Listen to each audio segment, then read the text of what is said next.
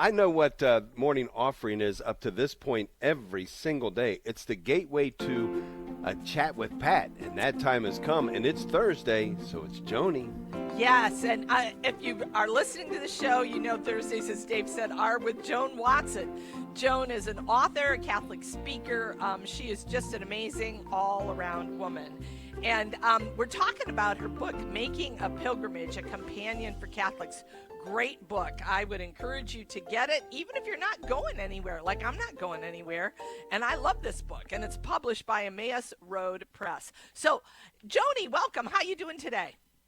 I am doing great. And I think you should go somewhere, Pat, but we'll talk about it. Well, remember, we talked about that Camino, and I said, Joan, if you want to go, we got to do it pretty soon because I'm getting old. Okay, so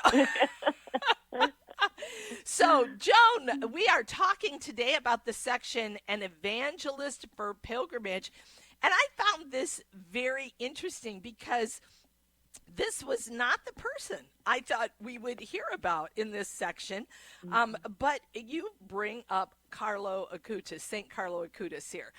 Why did you focus on him in this section of the book?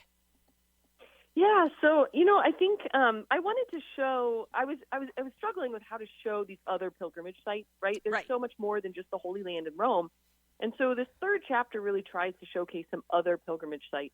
And one of my favorite places to go is Assisi, and it was also Carlo Acutis' favorite place to go. And I think sometimes we think of pilgrimage as being something ancient and not accessible to the modern. And here we have a very modern saint who loved to go on pilgrimage. And we know a lot. I think people talk about Carlo's love of the Eucharist and his love of technology, but he also really loved to travel. And I wanted to show that this wasn't just a wealthy Italian boy traveling around Europe, but that his travel really had Christ as its center. And he was so in love with the Eucharist, absolutely. But one thing he did was he went to Eucharistic miracle sites so that he could then bring those to others through technology. So even what we know about him, his love for the Eucharist, his love for technology, really at the heart is a love for Christ, which he nourished through pilgrimage. And I wanted to kind of bring that out.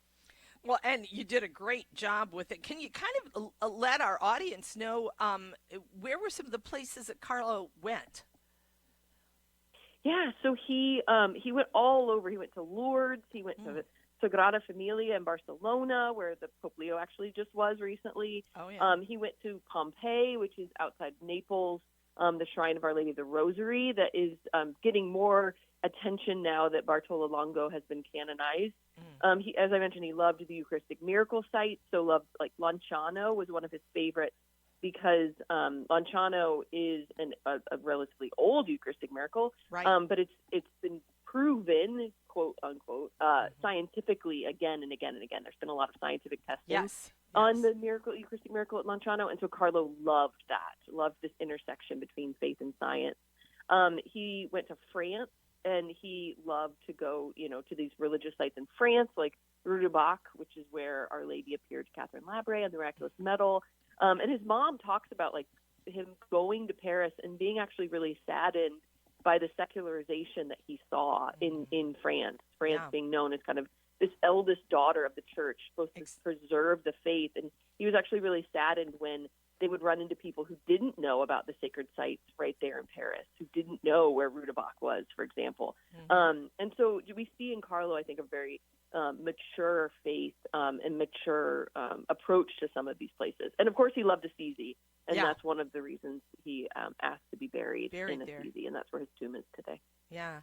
So, Joni, so he himself obviously was a pilgrim, but in this chapter, or in this section of the book, you talk about him as an evangelist for pilgrimages. So where's that connection come from? Yeah, so he encouraged people to go on pilgrimage. We actually have I think it was the mother of, or it was a connection to his nanny, went on pilgrimage herself to Lourdes. I forget whether it was her nanny or his nanny's mother maybe, and actually had a conversion to the faith when she went to Lourdes. And so he was always encouraging people. But then also, I think he's a reminder to us of why we go on pilgrimage. because his mom talks about how he loved to go on, basically on retreat in Assisi. He loved to withdraw to these places, but he was really going to recharge his battery. She says, for him, quiet was not an escape from the world, but rather a place to live with God and listen to his voice. And so it's a reminder to us that pilgrimage is not an escape. We talked about that earlier in the book, but is really a place to go and hear the Lord so that we can have the energy to go back out. And so I think what Carlo does for us, he encourages us to go to these places, and he was always encouraging people to travel, but with the right intention, that we're going to these places to hear the voice of the Lord, to then go back out into the world. And I think that's a really important lesson. We'll also see with Ignatius at the end of the book, but that's a really important lesson for us, because sometimes pilgrimage can feel like, oh, well, you're going to escape the problems. And yes. No, I'm going to hear the voice of the Lord to come back into the problem. Right. This is important. And, Joni, I think that kind of leads us into the next section here, that so often people go on pilgrimages and we think, okay, I'm going to take these intentions to this saint, or I'm going to, and this will all be taken care of, right? And you make, right. And you use Zélie Martin, Saint Zélie, as an example of sometimes prayers seem to be unanswered. Can you tell us a little bit about Zélie? I loved reading her story about pilgrimage to Lourdes. I had a few different saints that have taken pilgrimages to Lourdes, and I didn't know who to focus on. But I loved her story because her pilgrimage was absolutely terrible. From the world's view, she goes and they have terrible food and they had terrible weather. She lost a rosary that she considered very dear. She lost her rosary when she was there. I think they lost their luggage. They had a terrible time. And when they came back from pilgrimage, she was not cured. So Zélie Martin died of breast cancer, and she went to Lourdes asking for a cure. And she came back, and she did not have that cure. She was not cured physically. And people criticized her, actually. Like, why are you going to Lourdes? You're leaving your daughters at home. You're leaving your other kids at home. Why are you doing this? And when she didn't receive her miracle, people questioned it, and people criticized her trip, which is pretty bold. Yeah. But she wrote, "I'm not cured. On the contrary, the journey has aggravated the disease.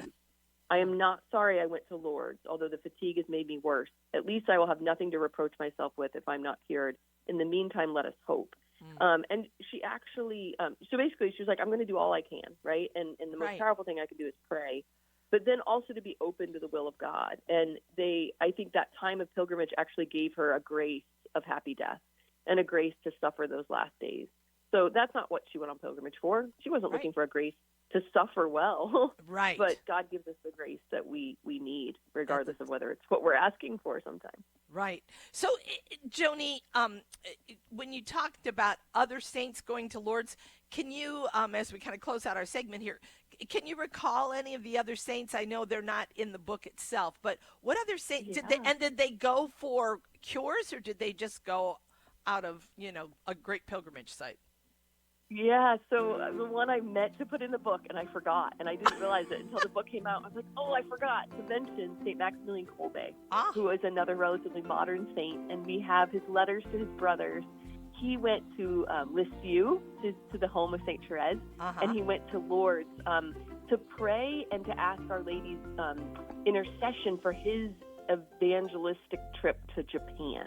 So Maximilian Kolbe went to Japan and founded a huge Franciscan friary there. I love Maximilian Kolbe. And he went on pilgrimage to ask Our Lady to kind of protect his trip. And writes about his time in Lourdes, which is well, we're going to talk more about that next week, Joni. And thanks so much for being with us. Have a great weekend ahead. Sounds great. Thanks so much, Pat. God bless. Take care. Bye-bye.